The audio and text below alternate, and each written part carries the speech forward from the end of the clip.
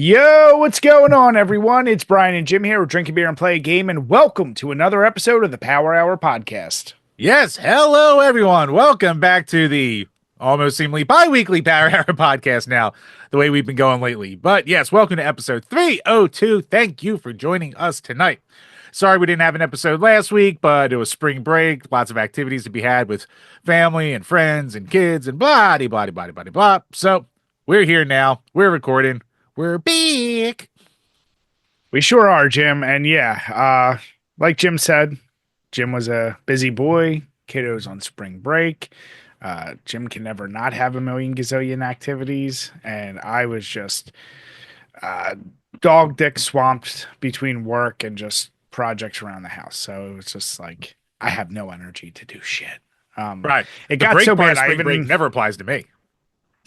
Well, it got so bad. Like, I do longer days so I can be off every Friday. And I'm like, cool, Thursdays can be my night to game. And I told the wife, I was like, oh, it's like 9:30. I don't need to go to bed. I'm going to go down and play a game. I started walking and I went, I'm too tired. I'm just going to go to sleep. Like, it was just, there was no energy to be had, Chambers. So, yeah, we saw each other East Saturday right before Easter. Did some family time, did some Easter egg hunts with the kiddos, and we did quite a bit of drinking, Jim. We did. I mean, we went through once again a lot of hams.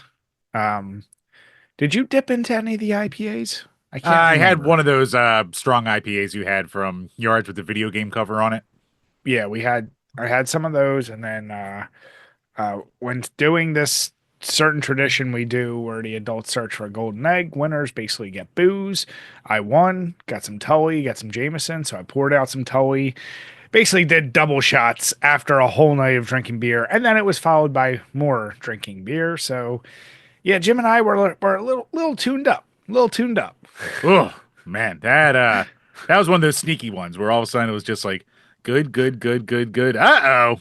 Like, Yeah, it was a rough one. And then Sunday morning came way too early. The kids were excited for Easter. Went to my brother's, did some more drinking, and I was just like, by Monday I needed I texted Jim. I was like, let's push to Tuesday. I was like, I'm already so tired, and my daughter's has a tooth thing. So yeah, Chambers, I am don't know if I'm happy to be back drinking, but yeah, we're making a habit of seeing each other all the time and drinking.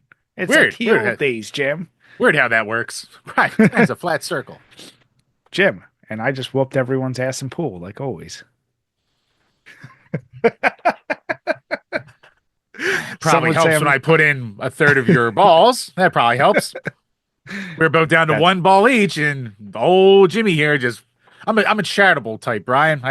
I'm a giver, we could say. some would say you chose poorly. Some could say I don't have the skills to make the shots I need. Well, Chambers, after a whole weekend, and in your case, basically 2 weeks of drinking, what are you having tonight on this lovely Tuesday? Well, Brian, nothing better on, a nice late April day than a holiday punch. So I am having from the Dewey Beer Brewery their Secret Machine Holiday Punch, 7% alcohol fruit smoothie beer. It comes in 1 pint, and yeah, it does not give any description, doesn't give any ingredients. They just call her a fruit smoothie, and they do not lie. It is a thick girl. It started off with a head, but you can just see all the particulates floating around in there. Very unfiltered. Strong fruity aroma. I will definitely give it that. I mean, it tastes like a smoothie, and you barely even taste any booze in it. So it's a great girl drink, Bry. Much keeping it right on brand for myself. Jim, don't all bad things start with good head? I choose not to answer. That's one for the inside job people, the ones in the know. Um, I am actually on my last of these, and I believe you've had this. It's the Victory Vienna Vacay, their key lime Vienna style lager. Pretty sure I have. Yeah, I remember you talking about a key lime beer. I just couldn't remember if this was the one. It At my wasn't that one. local. I've had another one. Yeah. Okay. Yeah, when I was picking up beer for Saturday, um, this was just sitting like on the counter. I was like, "Ooh, key lime." They're like, "Yeah, it's like limited release or something." They only had like four packs of it. It's only $12, but I was like, ah, fuck it, I'll try it. Doesn't taste like key lime at all. There's a little hint of lime. When I thought key lime, I was expecting maybe a little added sugar or some lactose or something to really like give you the idea of pie. But that's just me being a fat ass because really all it says is key lime, and really there's just a bunch of limes on it. They don't say anything about pie, but let's be honest. When you hear key lime, who doesn't think pie right away? You know what Yeah. you're doing. Exactly. It is good. I love Vienna style lagers. That is Mm. what Sam Adams is. We've talked about like I think every time you and I have had a Vienna style lager on this podcast, like they're so drinkable. And this is like dipping into that market of like Bud Light limes and all the light beers that did the garage beer lime. It's good. Don't know if I would really go at it again. It's 5.5%, but it sits a little heavier than that. So not a bad beer, but since it is limited, I doubt you'll be able to get it. If you can though, get your hands on it if you want to try something new from Victory. Victory never really disappoints. That's true. Real quick, I have to give a shout out to a new startup brewery down in the Cape May area of New Jersey. It's called Obscure Brewing. It's out of this small little building. Apparently, it was another kind of brewery that was owned by two brothers, but then one bought the other guy out, and they had like a soft reopen back in March. Uh, Fantastic. You know, the inside room's small. There's not a lot of ton of parking there, but every beer I had from them was really good. So they have your normal like plethora of like IPAs and pale ales, but then they go into some really crazy stuff like carrot cake beer. They had a banana pudding beer. They had a chocolate cherry sour. Normally you get that in like stout form. So everything that I really had from them, I was like, God damn, this is some good stuff. And the prices aren't like that outrageous either. So if you find yourself in the Cape May area of New Jersey, hit it up. What was it, Cape May Brewing or some other one where I remember it left the little sour taste in your mouth because I feel like you said you felt like you were being judged for having Oh, carp with you. that was Bear Brewing. Fuck Bear Brewing. That place Bear sucks. Brewing. Their Okay, beer's not that that's. good anyway. So I knew it was one of them. I couldn't remember which one, but yeah, they're yeah. still around, but I mean, besides the obvious, see this means not welcome nature of it, the beers there were fine. It wasn't good enough for me to put up with that bull crap. So Don't just casually throw an American History X reference like that compared to your experience at a brewery. what? I'm a cinephile. What are you talking about? I'm a man of culture. Ah. Well, Chambers, I know you've done plenty of drinking. The real question is, in the last 2 weeks, have you done any gaming? So, I bashed this game a couple weeks ago, but I'm kind of hooked on it now. I'm back in. It's one of my resolution games, Bloodstained Ritual of the Night.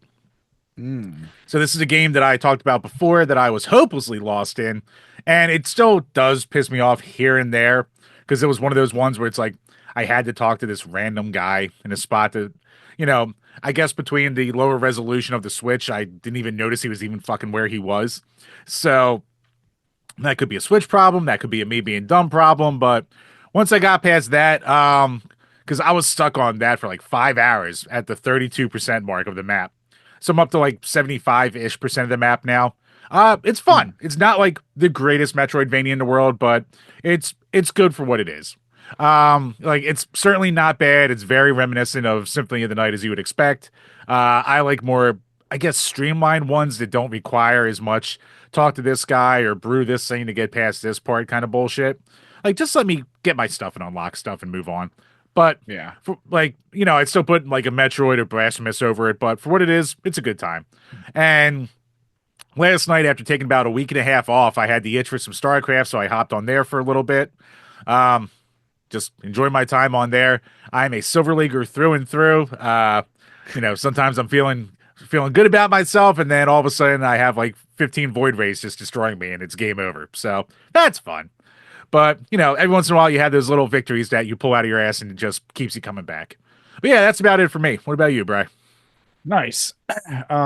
Still chugging away at BioShock Infinite. I'm at that point now where like if I can get some time, I want to get into it. Uh, it's funny. I love BioShock 1 and 2, and love the world that BioShock creates, and in Infinite, they do a good job. There's something just I can't put my finger on what's missing. I don't know if it's the enemies still to me seem too generic. I'm pretty far into the game. I have to be at least I don't really track it, but I have to be at least 60-70% into it. Um, you still get the powers and but they dumb down. You didn't play BioShock 2, did you? No. Okay. So in BioShock 2, they did something with the combat which I fucking loved, which was you can dual wield, whether it's weapons or a weapon and a plasmid or two powers. Like they made the combats flow so good. This one went back to you can only do one thing at a time, but then also you can only hold two guns. Where in the first two BioShock, you could hold every gun and swap around. This one, like you're limited to two, so there's something that kind of feels like it's holding you back. Once again, the story's interesting. I'm at the point though. I'm like, I want to see where the ending takes me. I'm not. I'm like very wavering. Like, there's moments I really enjoy it, and then moments I'm like, all right, I'm kind of ready to be done it. Um, I did actually start dipping my toes back into Dead by Daylight. That is like that like X that you just keep going back to, and you're like, you know what, maybe she's learned her lesson, and you start it up, and it tricks you because the first couple games go pretty well, and you're like, you know what, maybe, and then old familiar comes back, and the arguments start, and you're like, fuck this, and it's just as bad as it was, but I can't turn it away, Chambers. I'm still like, I need that as my like I'm not really thinking, but I still need enough competition because, like I said, I do Call of Duty, but I feel like I need to invest too much. So that is my return to Dead by Daylight. Plus, I think what helped it is us going through those Mories and knowing we have some other rankings coming up. Um, yeah, it's really just been Bioshock and that's where I've spent most of my time.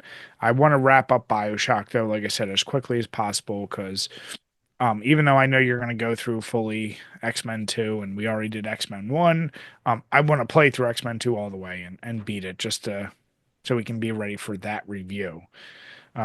Speaking of it, I am very close to being done the next review for Berserk Boy.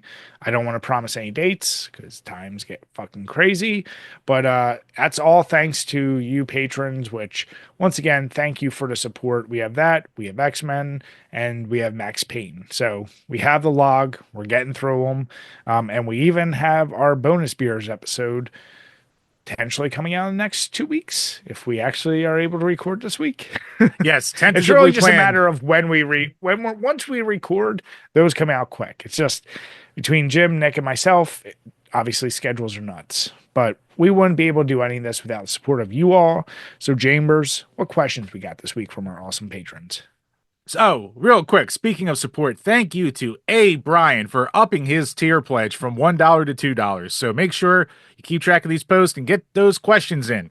Much like everyone else who heads on over to patreon.com/drinkABeerandPlayAGame, where for as little as $2 a month, you can ask a question that we will answer on each and every single one of these Power Hour podcasts. So, first up from Burn Retinas. As a kid, did you ever have a dream car? And now as an adult, would you still want it? To which Todd Howard Sucks replies, always wanted the Jeep from Jurassic Park. Um, yeah, cars were and still are like my thing. Um, I've always had a huge thing for muscle cars since I was a kid. When I heard about my dad when he was right before he went into the army, he had a '67 GTO, then got rid of it, went to the army, and I'm like, like of all the things I ever wanted to be collector of, 69 or 70 Chevelle is my ideal. But sports cars, I can tell you two that without a doubt I would still get in a heartbeat. The one is a '97 Lamborghini Diablo, yellow because it was on Need for Speed, Hot Pursuit. and love that car. But that in the late 90s, early 2000s Dodge Viper.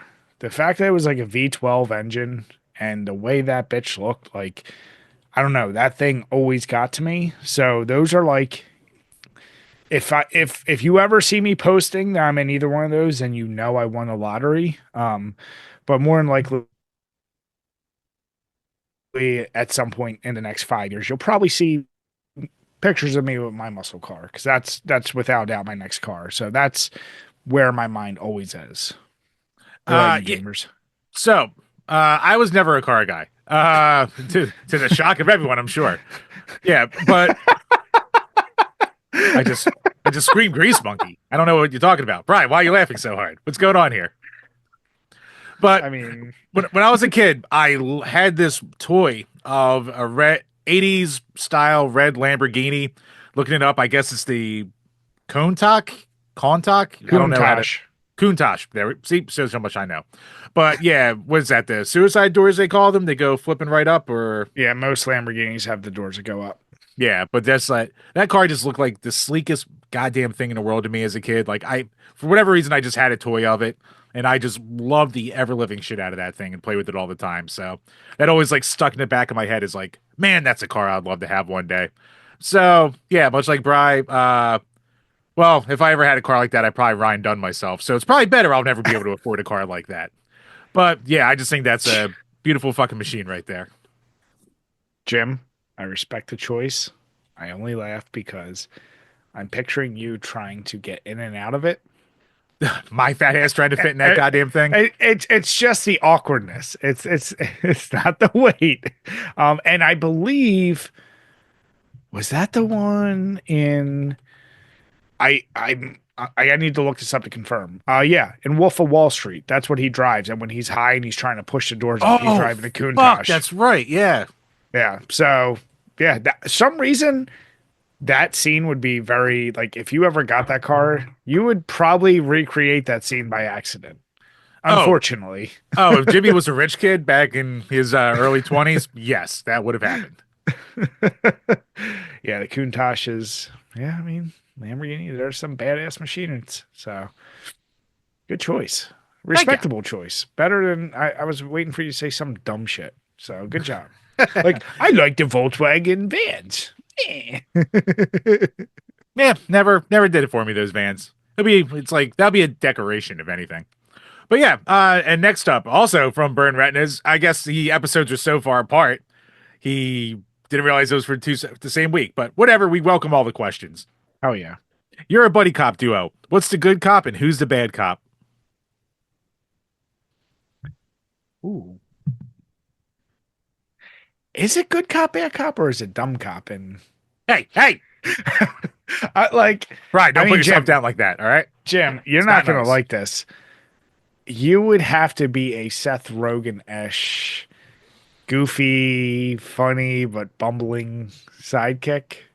Lovable, but you know, you know what I'm saying. Like, I don't see you being particularly good or bad. And I don't see myself being either of those either. So I feel like I don't know if we would really fit that mold. Best case, we'd be Lethal Weapon and I'd be Mel Gibson. Yeah, what do you call it? Because Because you'd you be would, actually, you, that's actually better because, yeah, you're a grumpy old fuck and all yep, you do is bitch. So, yep. yeah, you really are. Is he Riggs or is he, which one's Riggs? I think Riggs that's and, Mel Gibson. It's been fuck, what's forever. his other name? Riggs and, The fuck were their names? fuck. Yeah, I gotta look it up now. God damn it. Yeah, hold on. Lethal Weapon, Riggs, and Murtaugh. Yeah. I'd I'm probably, Murtaugh. unfortunately, be more Riggs-ish. You'd be Murtaugh. Yep, I am a curmudgeon. I am a complainer, and I am an old piece of shit who hates everything. So, yep. I didn't say all that, but, you know. And I'm obviously more welcome to the black community, so I would have to be him. So there we go. Jim, don't act like you're invited to the cookout. You're not. Let's Hey, be honest. fellas. You are not invited to the cookout. You know that for a fact. You'd Brian, it bring took me some way too long to bullshit. know what that even meant. So I know it now. But Exactly. Exactly. You'd bring some bullshit store made potato salad and you get kicked out right away.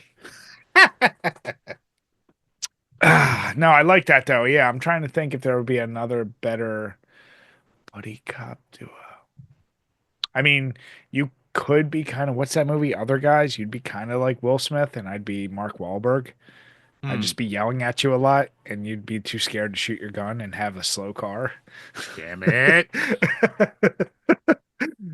I mean, yeah, yeah. I mean, if I get Otherwise, even, yeah. I if you know what, if I get even Mendez, fair.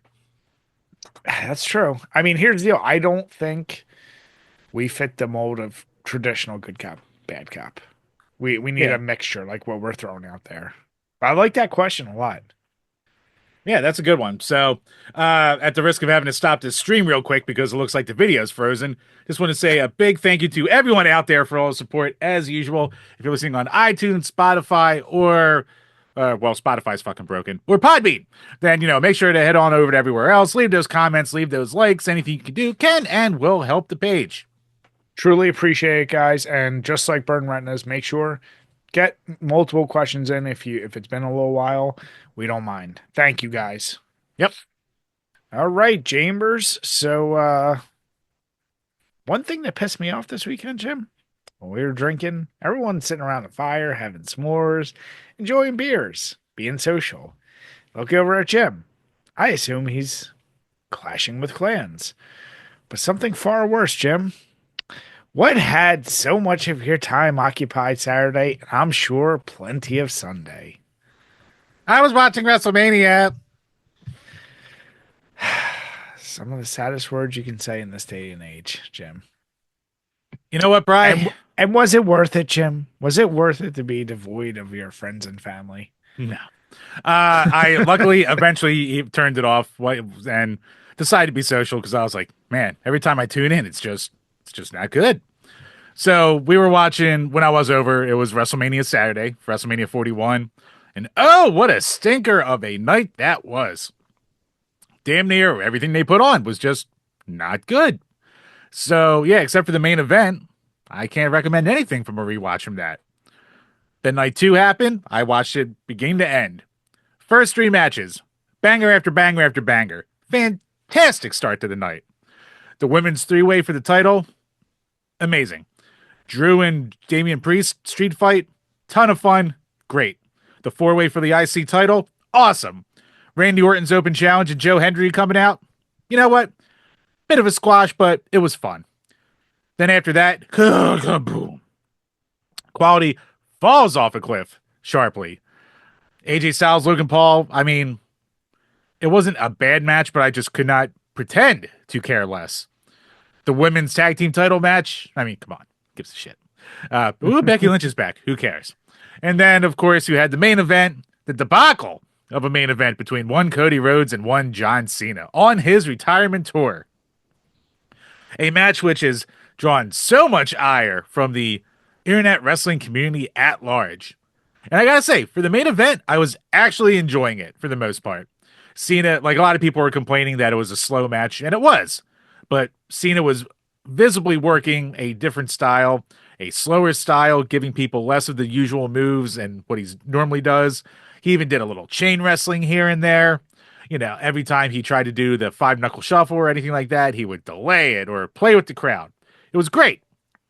And then all of a sudden, Travis Scott comes down to the ring and it just falls off the rails.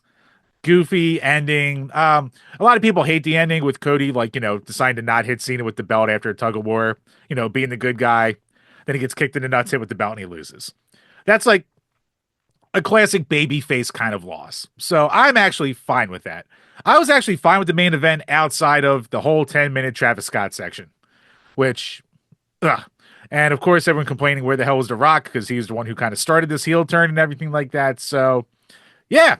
The first real WrestleMania planned under one Paul Triple H Levesque. Mostly a dud. So, The Rock actually was on the Pat McAfee show today where there's no kayfabe anymore, basically. So, like, everyone just goes on these interviews and spills all the beans. So he's like, yeah, Elimination Chamber sales were low, so they threw me in last minute. And then I wanted Cody to turn, but they didn't want him to turn. So, I was like, whatever. So everyone thought I was coming to Randy, and I just didn't.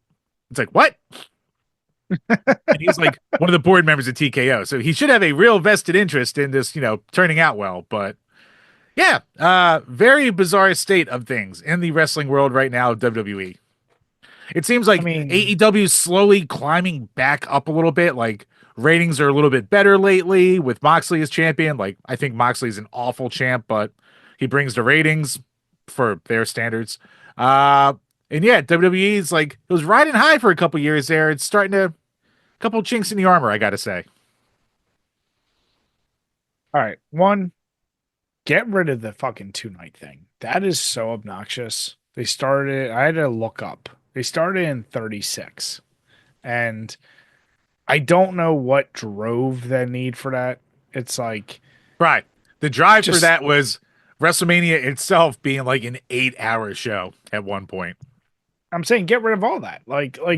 It's not special anymore if you're doing that. Like, there's nothing special about it. Um, yeah, as the guy who, yeah, I will say I still watch certain highlights. I'll watch certain stuff.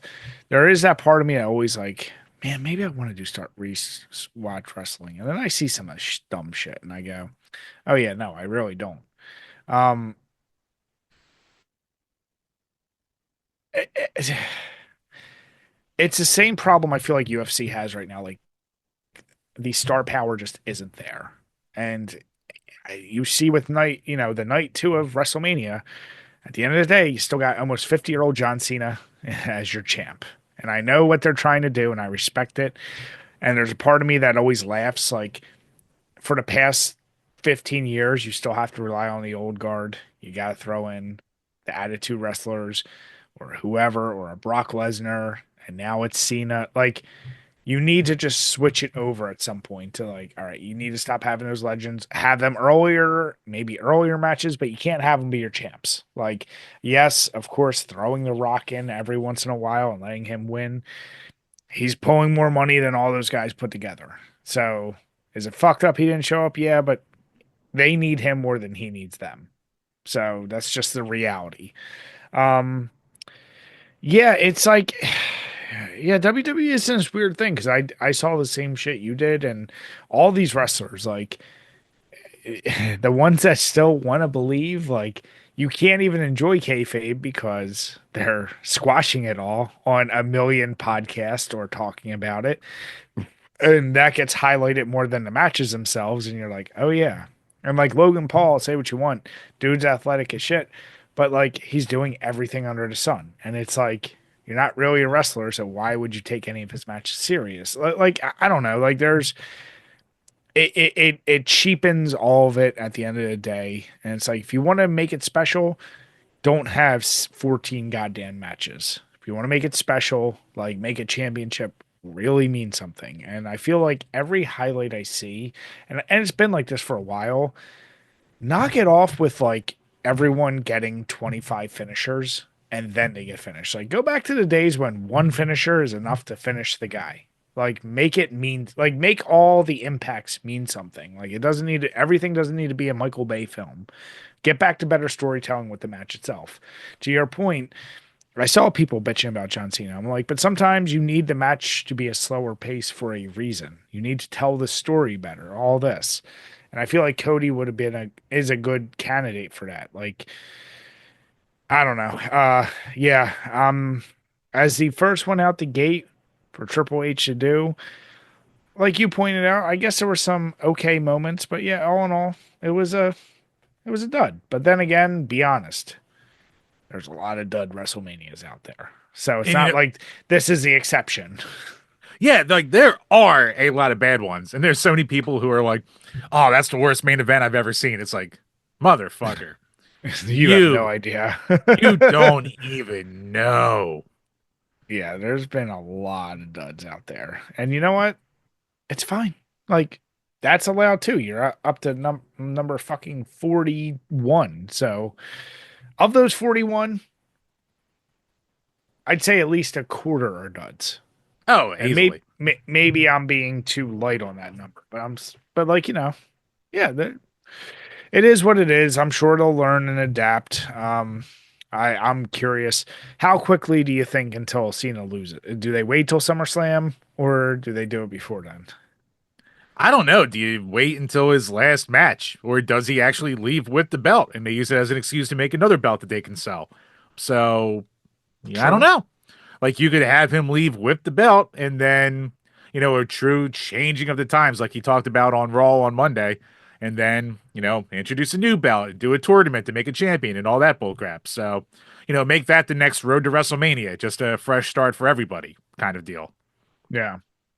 I used to have this thing. I would try to watch what I call the big four, Royal Rumble, WrestleMania, SummerSlam, Survivor Series. Survivor Series isn't barely even a big four anymore. It's Well, I such a was gonna shell of say it's itself. not a thing anymore. And so I every couple years I get the itch. I'm like, I want to rewatch all the old Royal Rumbles. Like I always love them. Not the matches, mind you. The event. And every so often I would get the itch, like, let me rewatch some classic WrestleMania ones, but like haven't had that in a while. And I'll be honest, like I said, a little bit I catch here and there. I'm like, man, just the lack of impressiveness. Like WWE seems to be the only sport with athletes, I want to say, where as time goes on, it's not that they're that much better and athletic than the ones that came before them. I almost Uh, think there's been weird downgrades and also like there are some standouts, don't get me wrong.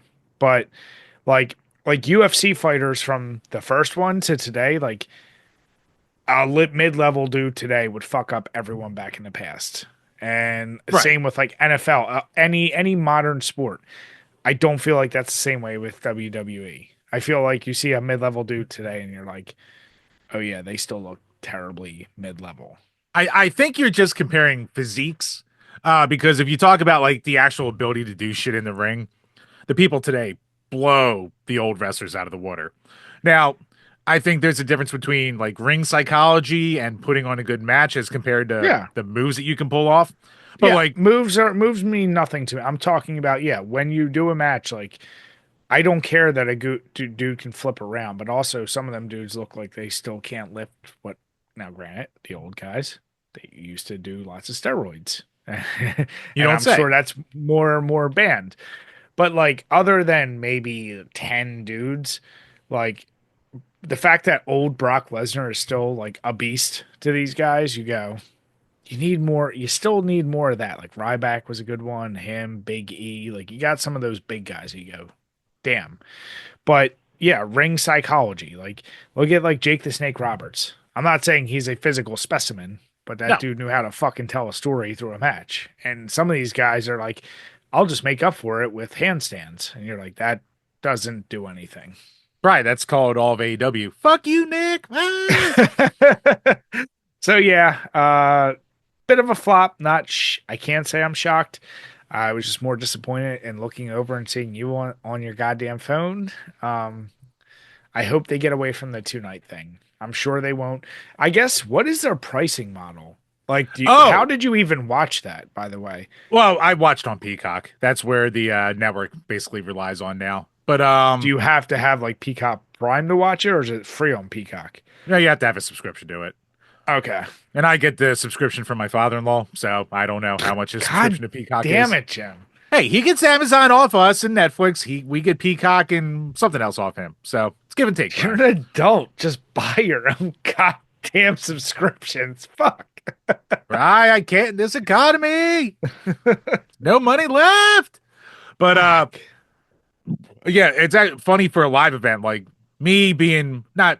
It's bad to say screwed out of going to WrestleMania because my buddy decided to get married the same wedding, to have his wedding the same weekend last year, because I was all primed to go.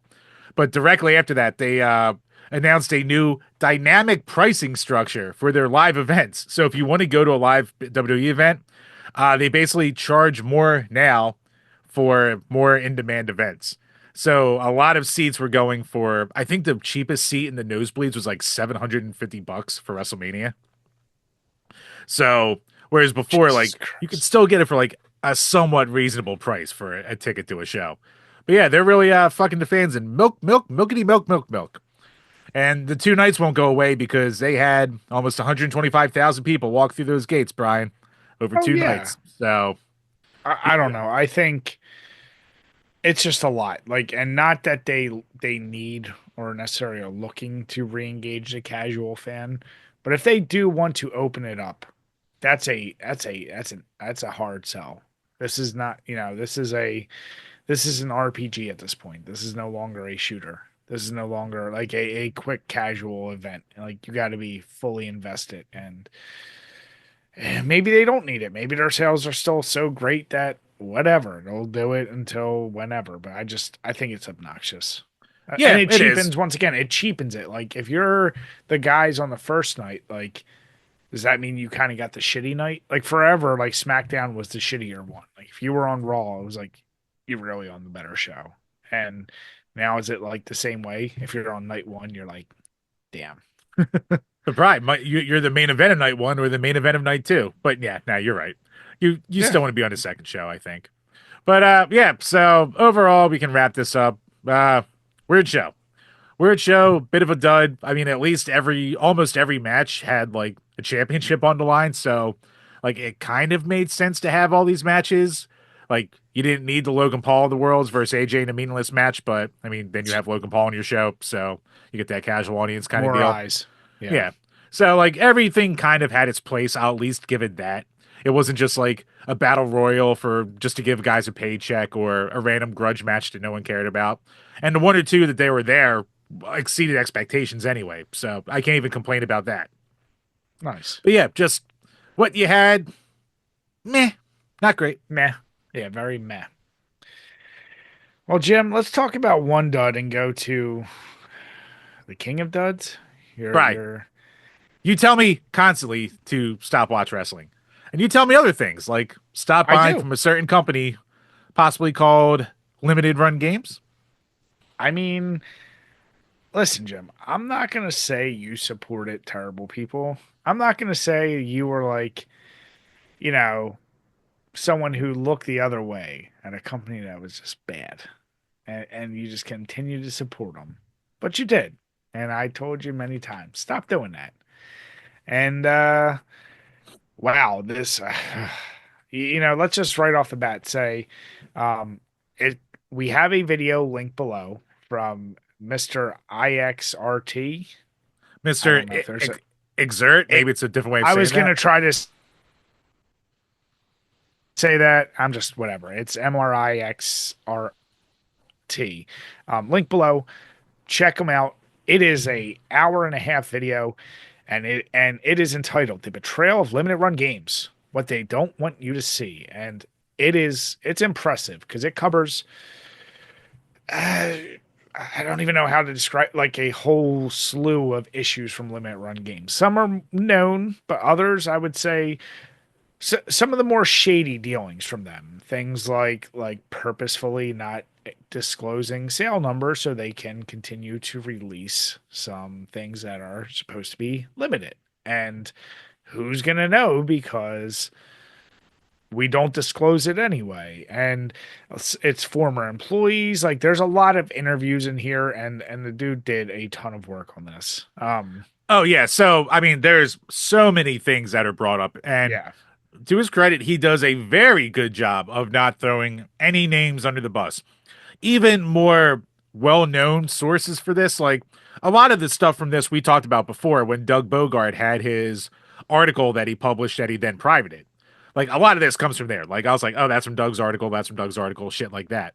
The thing about not letting people off for when their mom died, or bullying, or taking more money than other owners and executives of the company. And then you have the going into taking rewards from the company and putting that towards like coach cards and reselling the coach cards, or taking his old house, selling it to the company, and then using the profits from that to buy a new house for himself, and other executives doing that with cars and crap like that. Besides the culture of bullying, the culture of the head Josh is always right, and people who suck up to him get more opportunities than anyone else in the company. Just all kinds of stuff here and there, and that's outside of willingly knowing that the CDRs would degrade sooner than anything else forgetting that Sigil was even coming out and having a guy rush to, do all the marketing for it for like 2 days, but then Josh took all the credit for it getting out there. Like just thing after thing after thing. The purposeful scalping with their two per customer rule. Because Josh himself was a scalper who used to do that all the time. So there's just so much here to go over. And yeah, I mean, if you hate limited run, this is the pinnacle basically of confirmation bias in a video right here. And uh like I without giving away any kind of hints, we know a person who formerly worked a limited run, and said person left after only a couple of weeks. And they were like, Mhm. that place was a complete absolute shit show. I can't believe that place even runs basically. So, that's to put it mildly. So they didn't even have the time to, really see a lot of the really bad stuff. They just saw the massive disorganization and the malfeasance and everything like that. Besides the fact that, probably when they left, like the documentary says, Josh was very bitter and spiteful guy, so he probably talked shit about this person to anywhere they wound up at, because that's just what Josh does. He'll talk crap Mhm. about you because it's, a lack of loyalty and all that bull crap. So, yes, very, very, very well done and interesting documentary. So, for guys like us who follow it a lot in these stories that come out about limited run, it's like I thought it was probably about 50-50 to new info to me to stuff we've already talked about. But for someone who doesn't follow it as closely, like there's people I've talked to who are just like, holy crap, I knew they were bad, but I never knew all this was going on. And I think that's the thing.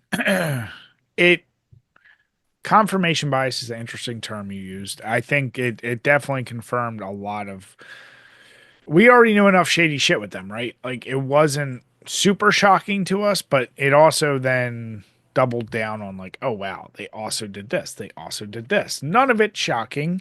It's just wow. Like I don't know, seeing something like this. I mean, you were the, I don't want to call you a defender, but you were a little bit of a loyalist for a while. I've never defended. I just said I have a rule. It's a character flaw. I can hate the company. I can think they're terrible, but if they sell something I want, I'm probably going to buy it. So I mean, that's you still buy all the Blu-rays from Woody Harrelson. I get it. Or not Woody Harrelson. What's his name? Woody I mean, Allen. Woody Allen. Yeah. Harrelson. Man, Poor guy. He's getting goddamn, lumped in bro. with Allen. Jesus Christ. Woody Harrelson, that classic Woody Harrelson, Roman Polanski mix up, Yeah.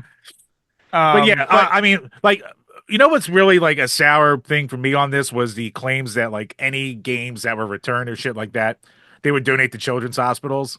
And as the father of a kid who spent a lot of time in children's hospitals, yeah, that hits a very sore spot for me. So it's like, even me, for as much as I like their shit, I'm probably like, all right, even I don't need anything that I like this much.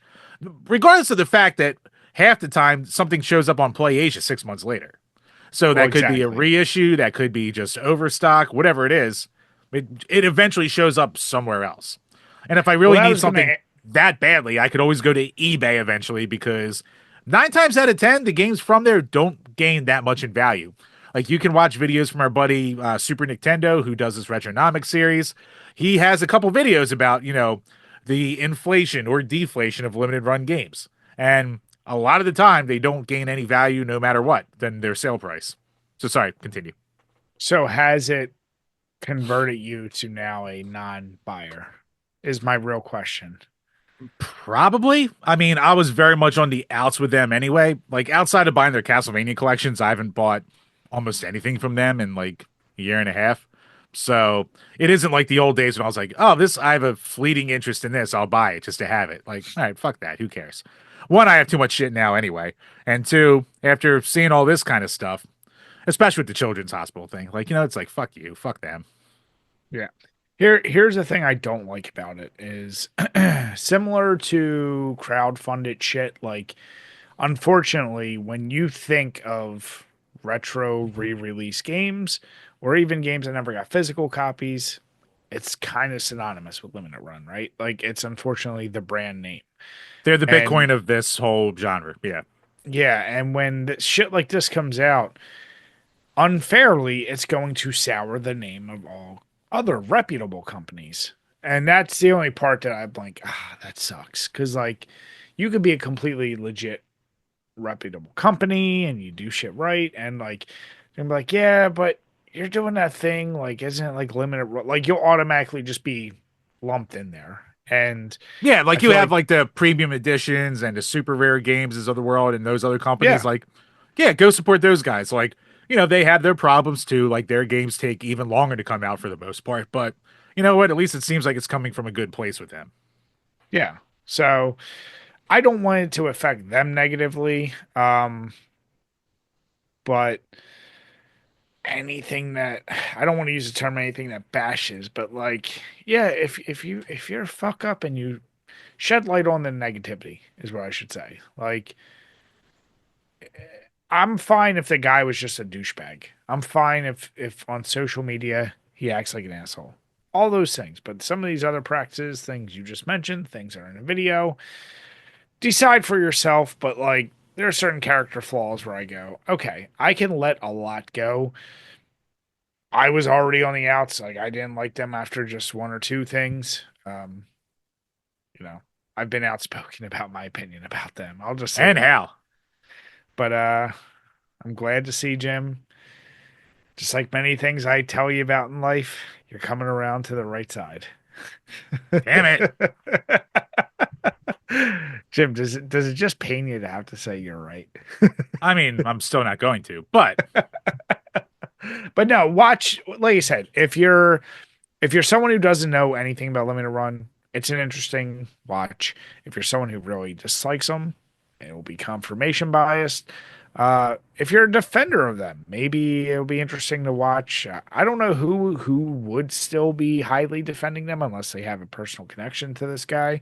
But watch it. Let us know what you think in the link below. It's an interesting video. It's very well done. I'll say that. There's a lot of detail in there. So check it out. You let us know in the comments below. What do you guys think? yep. Oh, Brian, for our little itinerary here for this podcast, I'm doing an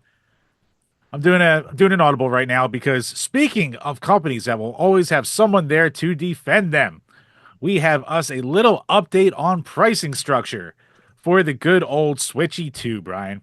So the Switch 2 will be coming out. I think pre-orders are going up on the 25th of March April, if I'm remembering April. 24th.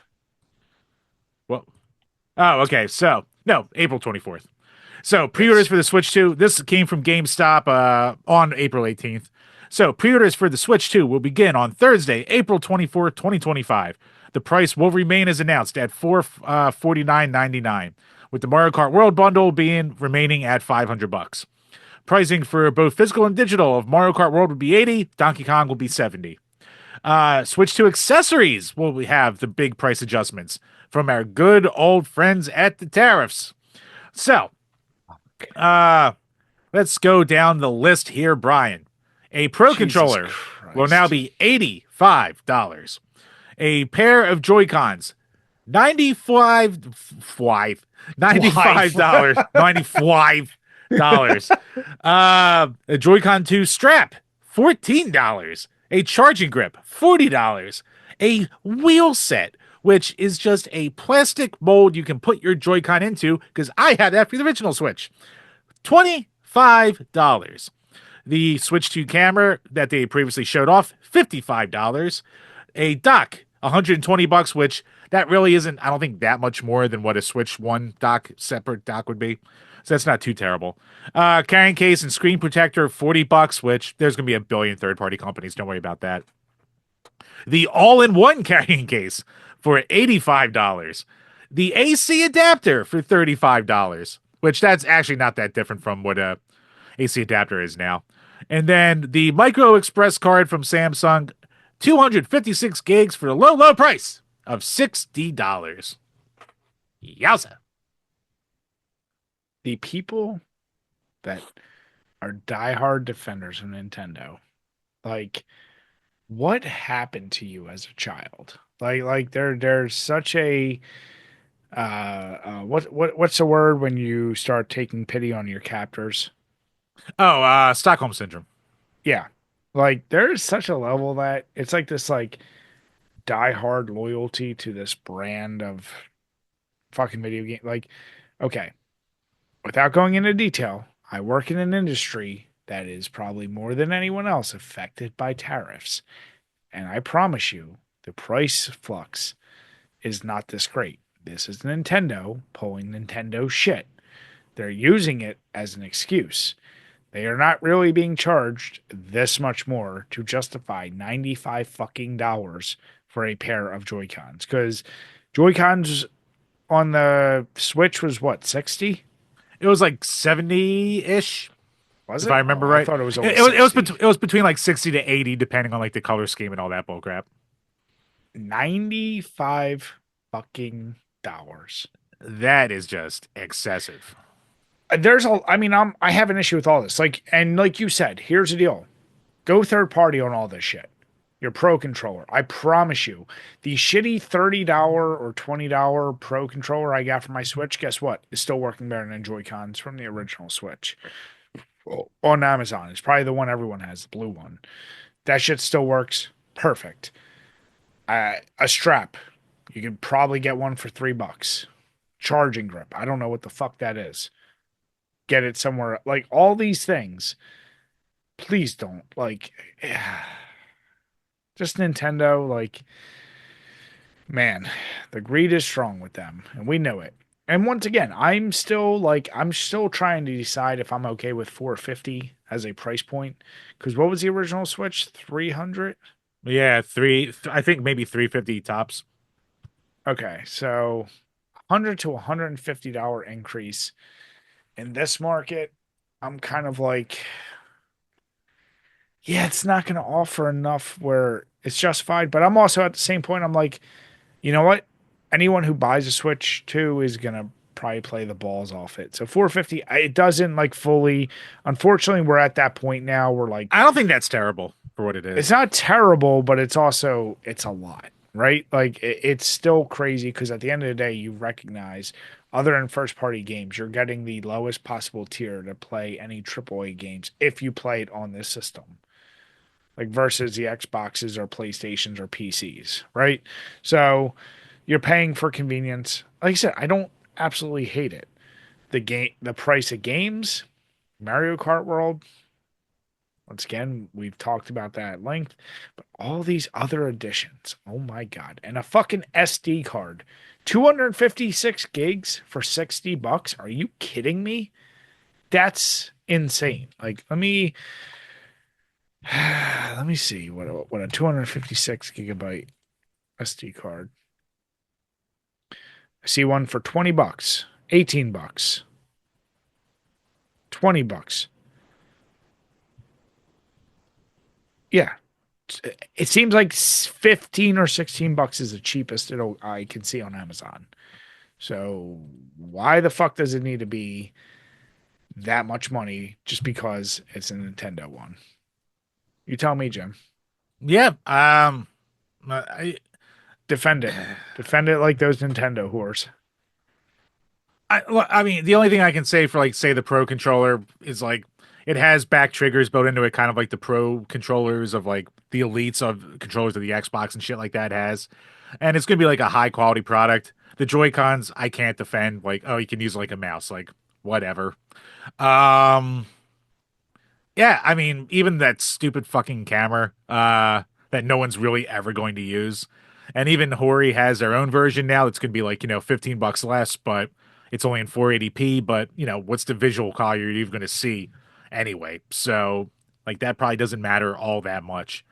Yeah, I mean, for a lot of these things, like especially the SD cards and the requirement to have these special SD cards, it's like, why? That's just like There's you're just forcing something like that. There's no reason for it.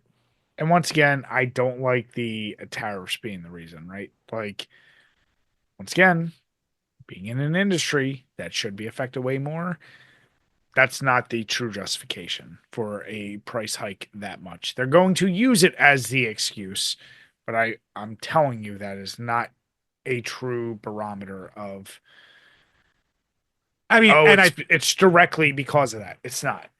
and I think it's also like them doing anticipated prices related to tariffs and like possible bidding wars and shit. Like we're still, in the interest of fairness, I will say we're still very early into this implementation, so Jim, it could get worse. are Like you saying that a lot of Nintendo place could end up in the poorhouse? Is that what you're they're, worried they're about? not going to be in the poorhouse. They're obviously not. But I'm just saying, like, there's already like I know people who like order things for like all their little gadgets and toys and shit like that that have had a lot of orders canceled because, like, say if you order a shitload of stuff from China in parts, like they get made there and they're starting to just straight up cancel orders to America, depending on the company, or they're canceling orders and jacking up the price because of this retaliatory tariff kind of bullshit back and forth. So it's already starting to affect people. It's not like it isn't. No, I'm saying I am being affected in my industry, but I'm saying the level of how they're projecting is also Nintendo bullshit. They could probably have raised it $5, $3. To But then raise again, it that much is fucking insane. but how much of your industry, without obviously going into too much detail, is more built around the technology side and the microprocessors and chips and shit like that and the capacitors that are really only mostly built overseas and stuff like that.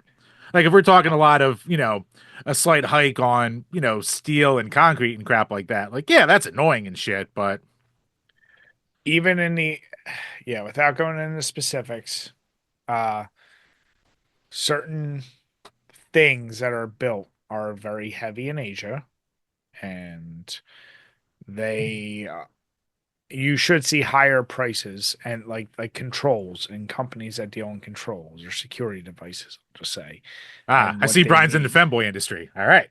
Damn it. So yeah, I'm saying leave it to Nintendo to be like, we see an opportunity here. Because they don't make any money, Jim. They're just a poor little company, right? Like they don't ever like to milk their customers. And Oh yeah. here's the deal: if these tariffs go away, do you think they're gonna actually lower their price, Jim? Or No. once they're set forever? The same way no one's ever going to lower their price on anything that's affected. Yeah, Because once the price goes up, it never comes back down. exactly. So, Jim, I know you're a Nintendo defender till death now, but I want you to turn around, just like with limited run games. All right, I want you to be on board, Jim. Be on board the stop Nintendo train. But Brian Yoshi's so cute. God damn it. But Chambers, let's move on to I don't know how I feel about this one.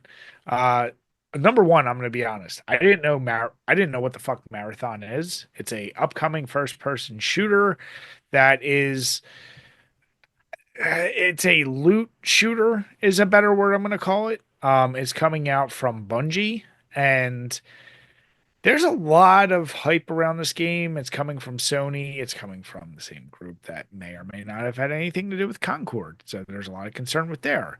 But they are making right off the gate two bold choices, in my opinion. One is that they're not making the game free. They have said multiple times that this is going to be not a full price game, somewhere lower, around 40 or lower, as they put it, but they're not willing to commit to the pricing model, which is crazy for any type of loot shooter to not be free at this point. Like that already, I feel like you're setting yourself up for failure. But they're deciding they don't want to have proximity chat, Jim. Why is that? Well, Brian, because toxicity. The toxicity in our city, Brian. In our city. You're not Surge. Could be. um. Okay. So Of yeah, all basically, the, from the article here comes from PC Gamer. I think it was around other spots too. And yeah, yeah, basically the developers of the game said, when it comes to prox chat, I don't want to say that we're against the experience of it, but to be fair, I think the challenge is how to make sure that we're creating a safe environment for players inside of that space.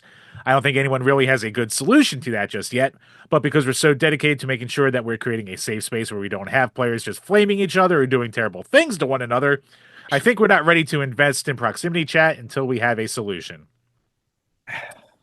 Uh, Jim, we've talked about bringing back shame and bullying, and here's the deal: we grew up at the, some would say, the attitude era of of online chat and game chat and Call of Duty lobbies and what you've heard in those. And proximity chat is still, I don't want to call it new, like DayZ and some of these other games had it. But it's definitely something like it got toyed with a lot more, like in Call of Duty. If you happen to grab somebody, now they can hear your mic. So it basically, if you run up on dude, hold them from behind, you see a million clips now of people saying the most inappropriate shit. But it's kind of creates hilarious clips. Um, but the guy in the article also mentions, like in some of those games, some of his funniest memories were people driving by singing at the top of their lungs or having music. And like it makes for probably your most memorable and funniest gaming moments in proximity chat. Like when you kill someone in Call of Duty and you get that moment of hearing them, you're like, oh, motherfucker. Or like, God damn, like some of the shit is just hilarious. Um, God damn, do we still need safe spaces? Is my question. Like, as someone who has a kid who plays games, like I don't let him do party chat and anything like other than actual like Xbox party chats with just his friends. I don't let him do like public lobbies with shit. Like I'm not gonna let him do that kind of stuff, right? And the same way, you can auto mute everyone in proximity chat in any of the games that have it. So like to eliminate it as a thing is really dumb in my opinion. Like, what are you saving someone from? Hearing naughty words? Like I don't know. I think it's overkill, and I think in a game that you're already going to be behind the eight ball because you have the connotation you were associated with Concord. You now are charging people for what every other fucking game is putting out there for free. Fucking Marvel Rivals is free, and that's blowing up. So you just really stack the eight ball against yourself and get rid of a potentially fun feature. I don't know. Is there any part of you that can do devil's advocate and say why this is a good idea, Jim? Um, no. So here, like it's my biggest argument is going to come down to what you said. Like, do you just put an option to turn it off? Like, if you don't want to hear it, make an option, turn off proxy chat. Why Yeah. would you take that out of the game? Like, do you like maybe they don't want to have risk that connotation of clip videos of people, dropping, F's and N's and all the other slurs and shit like that, which I get it, but like that's not on you. That's on the players and all that crap. Like, I really can't think of a good reason. Like, everything that Marathon's done so far has kind of been bizarre because like for anyone who knows the Marathon series, that was like Apple's big first person shooter genre. Like Bungie's one of their first big series that they ever had, like way before Halo. I actually have a collection on my old iMac that has like the first couple Marathon games, and they're good. They're good Doomish Quake clones. But to turn that into like a looter shooter, which is a genre that's already kind of beaten to death at this point, and then Mhm. to charge for it, which like Destiny charged to have it, so it's not the worst idea in the world. But if you make it cheap enough, but it's still like weird because it's not the way companies make money anymore, like you're saying. And then you can also go into the thing of like, why would you take away like a big chunk of the fun? Like the biggest chunk of fun of FPS experiences is the shit talking. Like let's just be honest Yeah. here. Like Call of Duty and Battlefield would not have been what they were without either shit talking or talking to people and having the that strategic level to it. Now obviously, or even like Friday the 13th or Dead by Daylight and other crap like that. Mhm. So like obviously proxy chat's a more relatively new thing, but it's a cool gimmick. But again, just put an option to turn it off if you don't want it. Like put it on the person. Why would you just take it away? I don't know. I can't defend it. People in Dead by Daylight are begging to have the option to put proxy chat in because they're like, you want to be able to talk shit to the killer. You want the killer to be able to talk shit to like, yes, it'll include some craziness, but also like, I don't know. I think the term toxicity gets thrown around too much, and I think it's overused. Like, yeah, it exists just like in the real world, but guess what? There's also plenty of good people. There's plenty of people you can meet, and all of a sudden, it's a great community. Like, stop trying to save everyone. Sometimes, just let it be. See what happens, right? And like you said, always include the option that if you need it turned off for safety reasons and people feel uncomfortable, Do that, but don't eliminate it. That's fucking stupid. I don't know, Chambers. My guess is that game does terribly. It's not going to do as bad as Concord, but it's going to be a fucking a speck in the wind. It's not going to be remembered at all.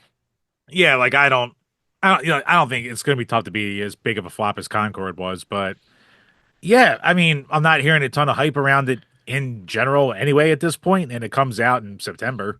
So that's not a great sign. People are playing it and you don't hear anything about it. So that's not good. Yeah, I mean, you're not going to have the old fans because it's not what it used to be. I don't know how you bring in new fans because it's going to cost money and they're not going to have as many options. I Dumb. don't know. I don't know how this game pulls it out of its ass.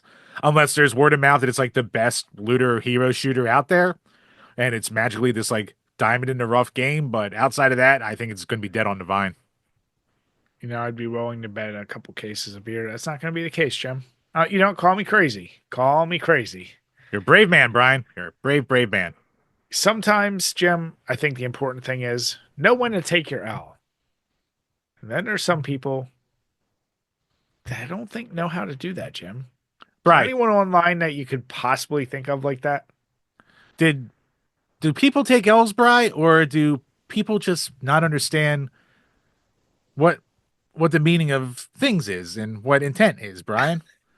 I'm struggling here to try to switch this. Fucking Karl Jobst finally released his response video Yeah. to the results about a week and a half late to the results of his lawsuit that we talked about last time on the show.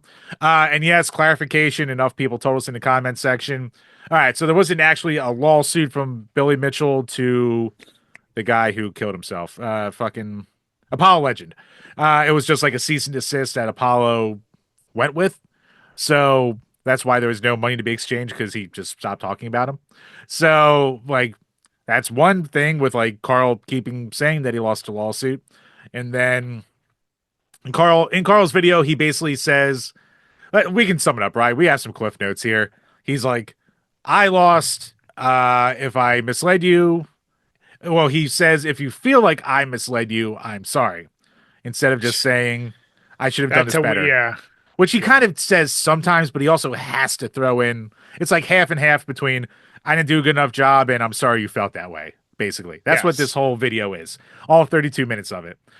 He still keeps harping on Billy being a cheater and saying that he made it known that it was never about cheating. But then he also says that it was misreported as being about cheating and like in articles and news stories. And it's like, well, yeah, fucker, you're the one who didn't do a good enough job of telling people it wasn't about that. And then he's just like, well, I didn't want to say anything because I didn't want to jeopardize my case.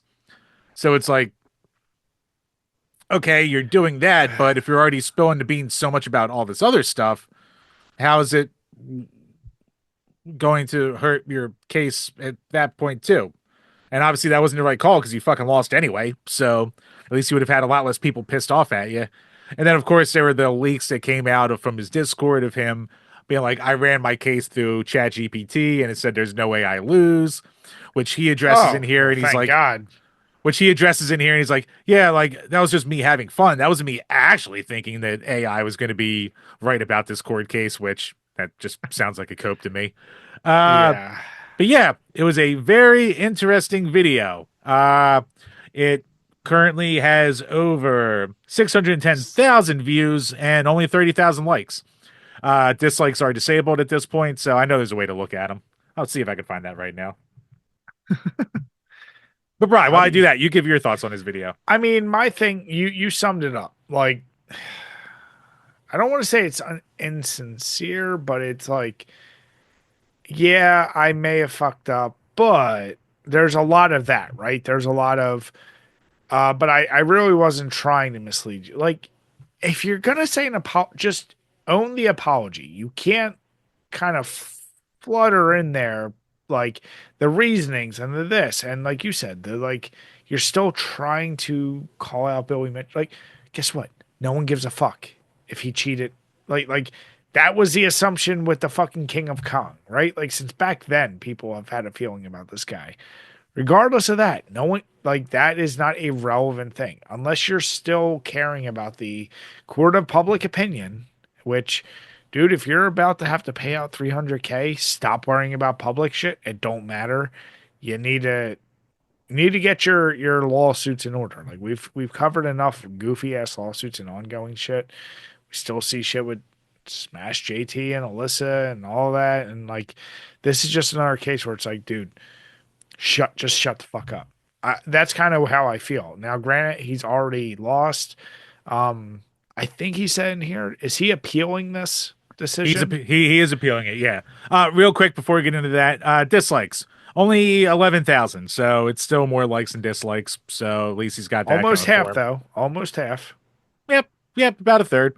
And yeah, the comment sections are basically. I went back and rewatched all the videos about the lawsuit. In context, they all gave the impression that the lawsuit was about cheating. Apollo Legend was barely mentioned. One word could have saved you hundreds of thousands of dollars, allegedly. I have followed you over the years and never had the impression the lawsuit was about anything other than cheating.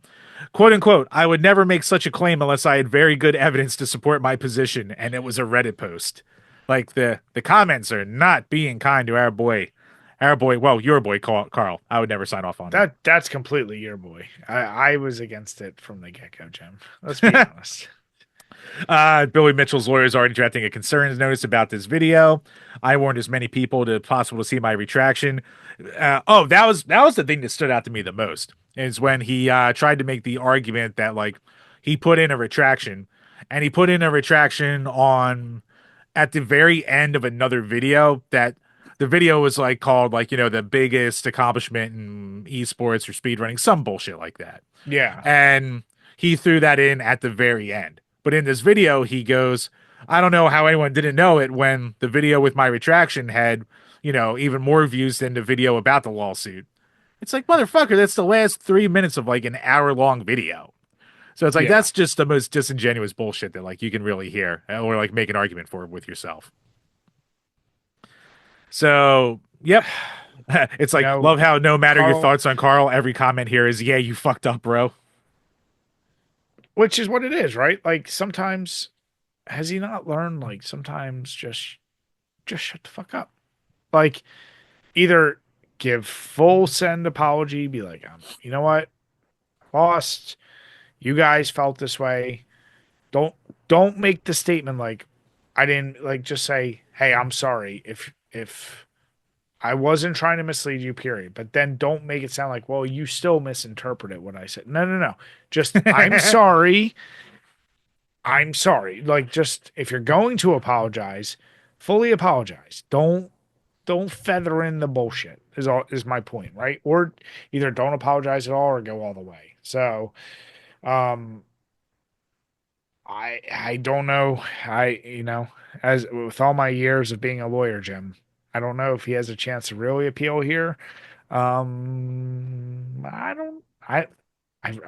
This is one I don't know, but I'm also like, Carl, you need to shut the fuck up. That'd be my best legal advice. Stop making videos on it. And I know he needs videos to make the revenue to probably pay for some of this shit.